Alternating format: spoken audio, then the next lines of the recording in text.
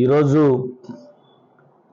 NDA కూటమి ప్రభుత్వం ఈ మధ్య జరిగినటువంటి శ్రీ టీటీడీ వెంకటేశ్వర స్వామి కల్తీ లడ్డు విషయంలో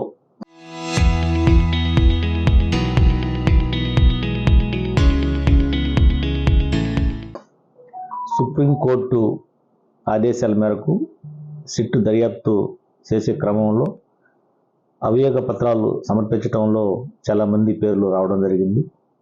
వాళ్ళు నిజానిజాలని కూడా తెలియజేయడం జరిగింది. ఇది చాలా దారుణమైనటువంటి విషయం.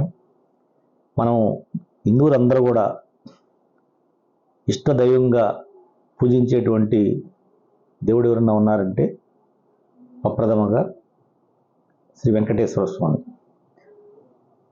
వైసీపీ ప్రభుత్వం వచ్చిన తర్వాత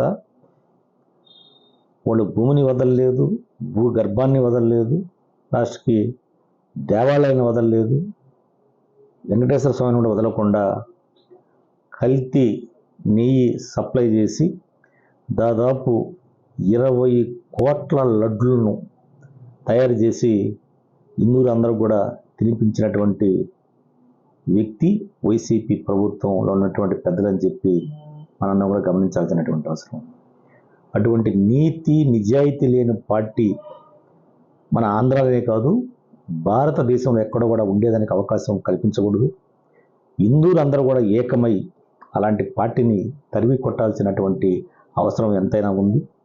ఎందుకంటే హిందువులు దైవంగా భావించేటువంటి మన హిందుస్థాన్, హిందూ దేశం, హిందూ కల్చర్ అటువంటి ఉన్నటువంటి దేవాలయాలను కూడా ఈ విధంగా లడ్డులో కల్తీ, అదేవిధంగా వాళ్ళ ప్రభుత్వంలో దేవాలయాల ధ్వంసాలు, అంతర్వేదిలో ఒక రథము దాదాపు 63 సంవత్సరాల క్రితం నిర్మించినటువంటి ఒక రథాన్ని తగలబెట్టడం, రామతీర్థంలో శ్రీరాముని విగ్రహాన్ని పడగొట్టడం, మన దుర్గా గుడిలో మనకి ఆ సింహాలు అయితే ఉన్నాయో వాటిని దొంగిలించటం, అనేకమైనటువంటి కార్యక్రమాలు హిందువుల మీద దాడి చేయడం జరిగింది.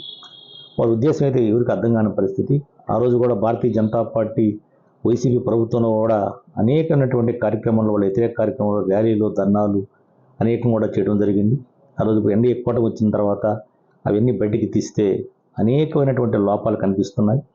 హిందువులు అందరూ ఏకం కావాల్సినటువంటి అవసరం ఉంది. కులాలు, మతాలు, వర్గాలు, వర్ణాలు పక్కన పెట్టి ఎవరైతే హిందూ దేశంలో ఉన్నామో హిందువులందరూ ఏకమై ఇటువంటి నీతి నిజాయితీ లేనటువంటి పార్టీలని, నాయకులని వారికి రాజకీయాల్లో ప్రవేశం లేకుండా చేయాల్సినటువంటి అవసరం, ఆవశ్యకత ప్రతి హిందువు పైన ఉందని చెప్పి అందరూ కూడా గమనించాల్సినటువంటి అవసరం ఉందని చెప్పి ఈ సందర్భంలో నేను తెలియజేస్తా ఉన్నాను.